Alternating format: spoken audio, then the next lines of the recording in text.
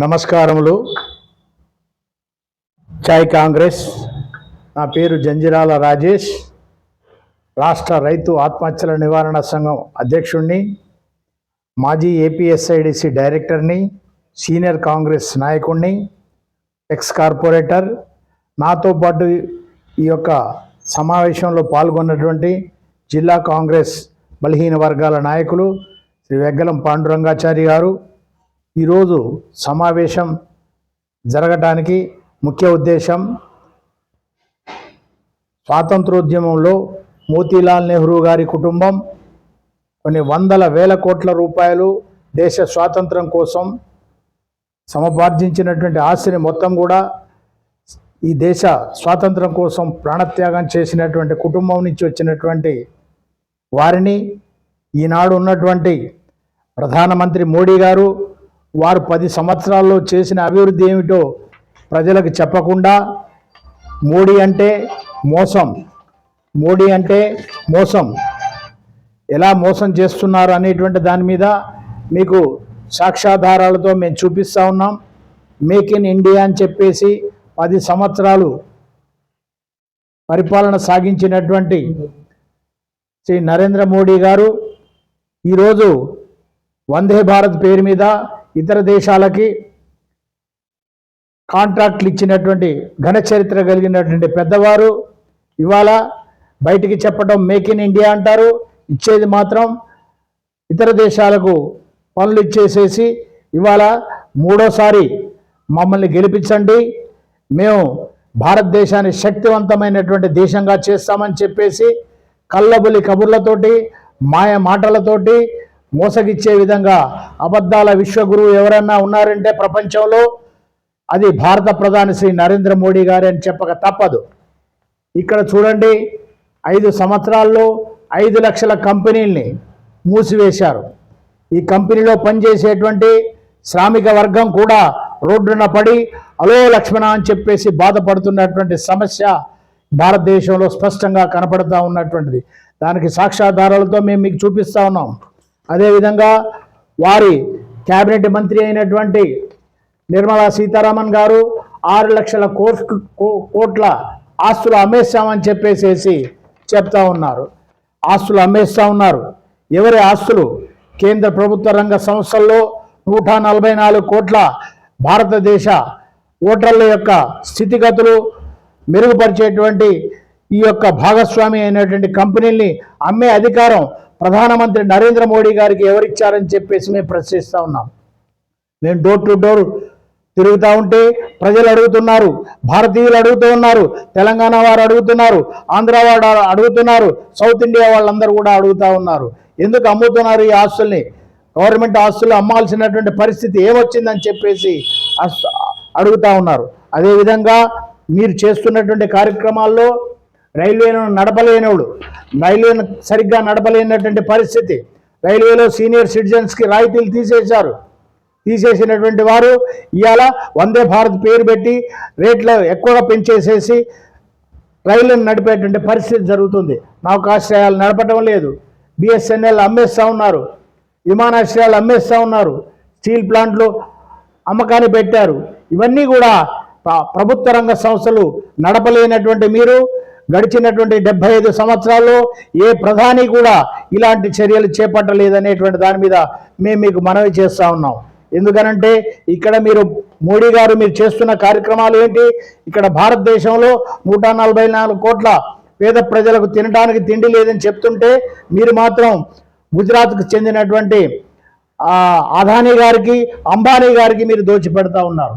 20% పడిపోయినటువంటి మధ్యతరగతి వాళ్ళ ఆదాయం, మరి 4,500 కోట్ల రూపాయలు అదానీ ఆస్తులు పెరిగాయి. ఎలా పెరిగాయి? ఎందుకు పెరిగాయి? కరోనా సమయంలో ప్రపంచం అంతా బ్యాన్లో ఉంటే మరి అదానీ గారి ఆస్తులు అమితంగా పెరిగిపోయాయి. దానికి కారణాలు ఎవరు? మీరు చేస్తున్నటువంటిది. పేద ప్రజల నడ్డివిరి చేసి జిఎస్టీ పేరు మీద మొత్తం అప్పుల పాలు చేసి వారికి నడ్డివిరిచే కార్యక్రమం చేసేస్తూ ఉన్నారు. ఏమంటే జై శ్రీరామ్ అంటున్నారు. చేసిన పని చెప్పండి. త్రేతాయుగం నాటి శ్రీరామచంద్రుడిని మీరు ఉటక్కిస్తూ ఉన్నారు. శ్రీరామచంద్రుడు పరిపాలించినటువంటి దాంట్లో 4 పాదాలుగా ధర్మం 4 పాదాల మీద నడిచి పేద ప్రజలందరూ సుభిక్షంగా 3 పూటల తిండి తిని మంచిగా గౌరవంగా జీవించినటువంటి చరిత్ర కలిగినటువంటి చరిత్రలో ఇవాళ మీరు ఏం చేస్తున్నారు?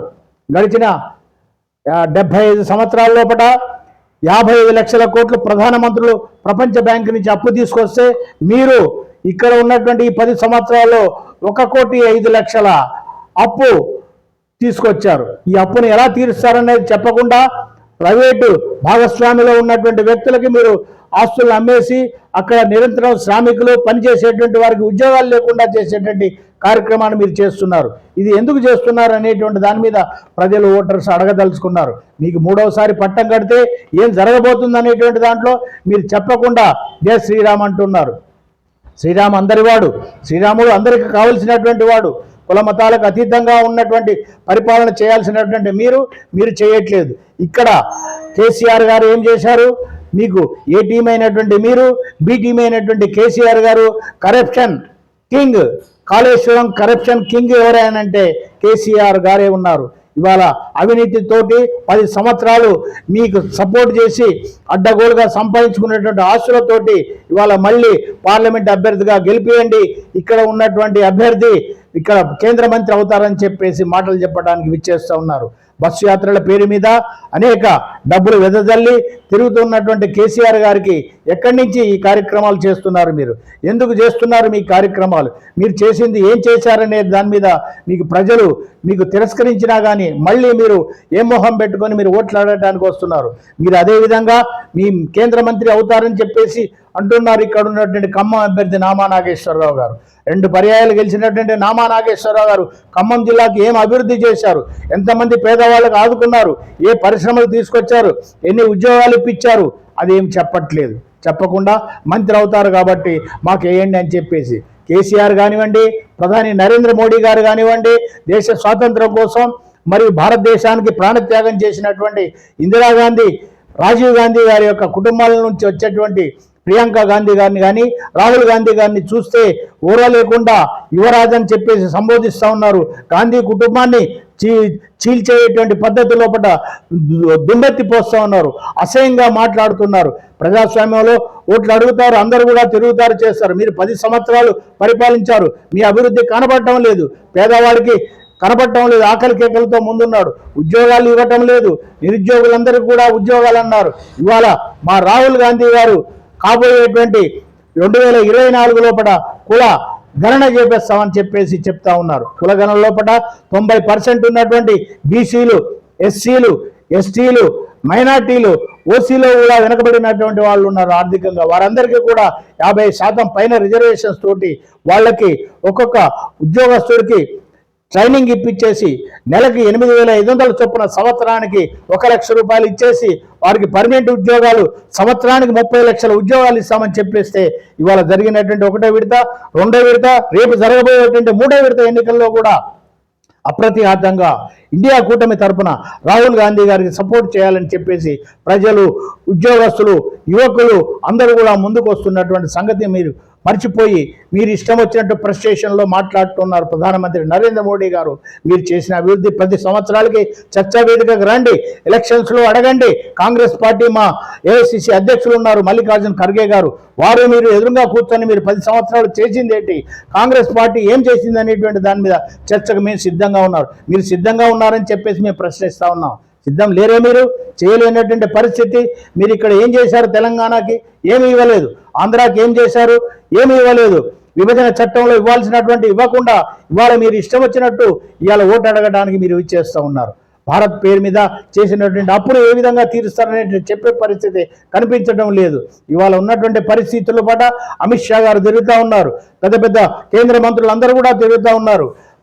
బజార్లో మున్సిపాలిటీలో ఎన్నికలు జరిగినట్టు ఆ విధంగా తిరుగుతూ ఉన్నారు మీరు. కానీ మాకున్నటువంటి నిస్వార్థ సేవ తత్పరతతోటి కాంగ్రెస్ పార్టీ 140 సంవత్సరాల చరిత్ర కలిగినటువంటి కాంగ్రెస్ పార్టీ, దేశం కోసం ప్రాణత్యాగాలు చేసినటువంటి కాంగ్రెస్ పార్టీ పట్ల మార్పు మొదలైంది. ఆ మార్పు మల్లికార్జున్ ఖర్గే గారి నాయకత్వంలో పట్ల, రాహుల్ గాంధీ గారి నాయకత్వంలో, మన తెలంగాణ ముఖ్యమంత్రి రేవంత్ రెడ్డి గారి నాయకత్వంలో ప్రారంభం అవుతున్నది.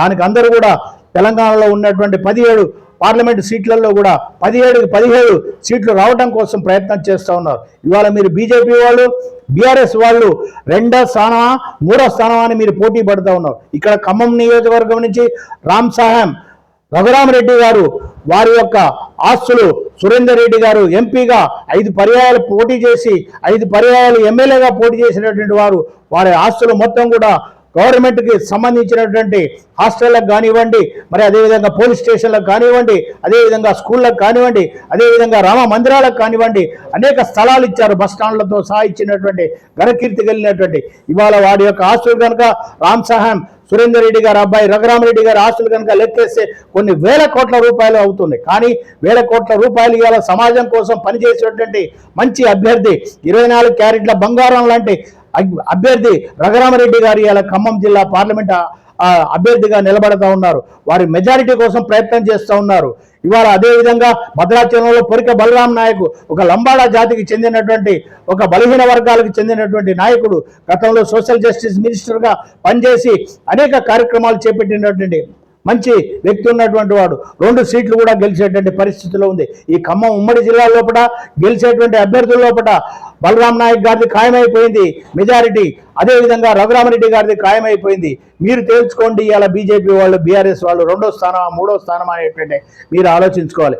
ఇలా కాంగ్రెస్ పార్టీ యూపీఏ గవర్నమెంట్ లోపల ఆనాడు యూపీఏ చైర్పర్సన్ శ్రీమతి సోనియా గాంధీ గారి నాయకత్వంలో ఆనాడు మైనార్టీకి చెందినటువంటి డాక్టర్ మన్మోహన్ సింగ్ గారు మరి 2007వ సంవత్సరం లోపల భారతదేశంలో ఉన్నటువంటి 1,58,00,000 రైతులకి 72,800 కోట్ల రూపాయలు ఒకే ఒక్కసారి ప్రపంచంలో కని విని ఎరగనటువంటి పరిస్థితుల్లో రుణమాఫీ చేసినటువంటి చరిత్ర కాంగ్రెస్ పార్టీకి దక్కింది. ఇవాళ మీరు రైతులకు ఎంఎస్పీ ఇవ్వరు, రైతులకు రుణమాఫీ చేయరు. ఇవాళ మా రాహుల్ గాంధీ గారు చెప్తున్నారు 2024లో 50% అబోవ్ ఉద్యోగాలు యువతకి, మహిళలకి, కార్మికులకి, కర్షకులకి మేమందరికీ ఇస్తాం. అదేవిధంగా రైతులకు మళ్ళీ 2వసారి రుణమాఫీ చేస్తామని చెప్పేసి సగర్వంగా చెప్తున్నాడు. అందుకే ఇవాళ భారతదేశంలో ఉన్నటువంటి 29 రాష్ట్రాల్లో జరుగుతున్నటువంటి పార్లమెంట్ ఎన్నికల లోపల కాంగ్రెస్ పార్టీ ఇండియా కూటమి అప్రతిహతంగా విజయకేతనం ఎగరేయడం కోసం ముందున్నదని చెప్పేసి మేము తెలియపరుస్తా ఉన్నాము. కాంగ్రెస్ పార్టీ జిందాబాద్ అంటూ యువతులు మరియు అదేవిధంగా శ్రామికులు, కర్షకులు, కార్మికులు అందరూ కూడా ముక్త కంఠంతో ఒక్కసారి అవకాశం ఇవ్వాలి. రాహుల్ గాంధీ గారికి ఇండియా కూటమి నుంచి ప్రధానమంత్రి కావాలని చెప్పేసి అందరూ కూడా ఎదురు చూస్తున్నారు. కాబట్టి మీరు ఇకనైనా కానీ మీ వాస్తవాలు చెప్పండి. మీ వాస్తవాలు చెప్పకుండా జై శ్రీరామ్ అని చెప్పేసి అంటున్నారు. కులాలకి మతాలకి అడ్డంకిగా ఉన్నదని చెప్పేసి ఎలక్షన్ కమిషన్ చెప్పినకి కూడా మీరు ఓట్లు ఆడుకుంటూ జై శ్రీరామ్ అంటూ నినాదాలు ఇస్తున్నారు. ఇది ఎలక్షన్ కమిషన్ దృష్టికి తీసుకుపోయింది. ఈ పరిస్థితి, దీన్ని మీరు అరికట్టాలి. కాబట్టి మీరు అడగండి, మీరు చేస్తున్న అభివృద్ధి కార్యక్రమాలు మేము అడుగుతాం. మేము చేయబోయే అభివృద్ధి కార్యక్రమాలు 5 న్యాయమైన పద్ధతుల ద్వారా రాష్ట్రంలో అప్రతిహతంగా నడుస్తున్నది రేవంత్ రెడ్డి గారి నాయకత్వంలో. అదేవిధంగా 5 అమలుతోటి మేము చేయబోతున్నాం ఈ కార్యక్రమాలు చెప్పేసి రాహుల్ గాంధీ గారు మేనిఫెస్టోలో పెట్టడం జరిగింది. ఇవన్నీ కూడా కాంగ్రెస్ పార్టీ ఉనికి ఒక్కసారి ప్రపంచానికి తెలియపరచాలనే ఉద్దేశంతో కాంగ్రెస్ పార్టీ కార్యకర్తలందరూ కూడా మండు వేసవిలో కూడా ఎండనకుండా వడగాళ్ళు వీచినా కానీ ఇవాళ కాంగ్రెస్ పార్టీ ఇండియా కూటమిని గెలిపించాలని చెప్పేసి నడుం కట్టి ముందుకు పోతున్నారు. వారందరికీ కూడా కాంగ్రెస్ పార్టీ అప్రతిహతంగా విజయకేతనం ఎగరవేసి బంపర్ మెజార్టీతో గెలుస్తారని చెప్పేసి సవినంగా మీకు మనవి చేస్తూ సెలవు తీసుకుంటున్నారు. జై హింద్, జై కాంగ్రెస్.